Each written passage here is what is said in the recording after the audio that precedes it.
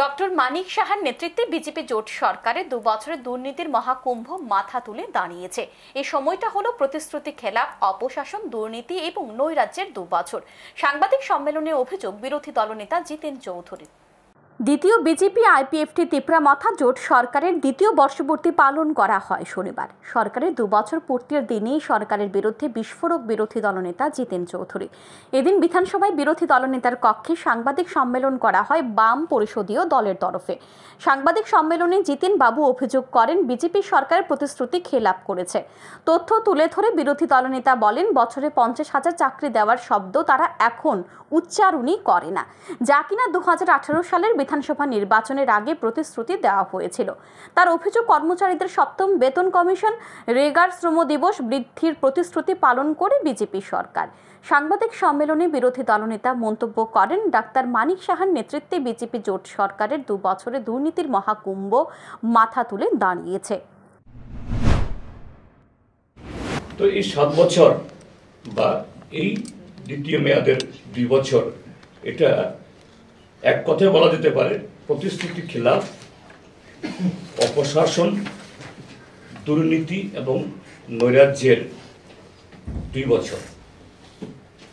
এবং বিশেষ করে যে দুর্নীতির একটা মহাকুম্ভ এই ত্রিপুরা রাজ্যের মধ্যে ডাক্তার মানিক সাহার নেতৃত্বে আজকে মাথা তুলে দাঁড়িয়েছে।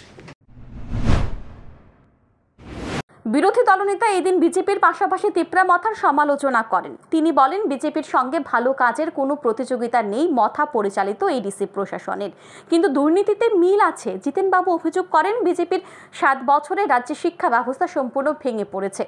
একটা প্রজন্ম অন্ধকারে তলিয়ে যাচ্ছে। রাজ্যে নতুন স্কুল তৈরি হয় না, কিন্তু নেশামুক্তি কেন্দ্রের নামে প্রতিদিন ভূমি পূজন হয়। যে গত 2 বছর এবং আগের 5 বছর দুটো মিলে 7 বছরে রাজ্যের শিক্ষা ব্যবস্থা প্রায় সম্পূর্ণ ভেঙে পড়েছে। একটা প্রজন্ম অন্ধকারে তলিয়ে যাচ্ছে। এই যে বিদ্যাজ্যোতি ইত্যাদি ইত্যাদি নামে ছাত্রছাত্রী কমছে, স্কুল বন্ধ হয়ে যাচ্ছে। এই রাজ্যে নতুন স্কুল তৈরি হয় না, কিন্তু নেশামুক্তি কেন্দ্রের ভূমি পূজন প্রায় ডেলি হয়। এদিন সাংবাদিকদের এক প্রশ্নোত্তরে জিতেন বাবু জানান 2023 সালে বিধানসভা নির্বাচনের আগে কংগ্রেসের সঙ্গে বামেদের আসন সমঝোতা হয়েছিল। 2 সাধ্যমতো চেষ্টা করেছে, যদিও লক্ষ্য পূর্ণ হয়নি। তবে এটা ঠিক 2 দল কাছাকাছি আসার ফলে রাজ্যে ভালো সংখ্যক মানুষ ভোট দিতে পেরেছেন। তিনি জানান এখনও গণতন্ত্র পুনরুদ্ধারের স্বার্থে একসঙ্গে কথা বলে 2 দল।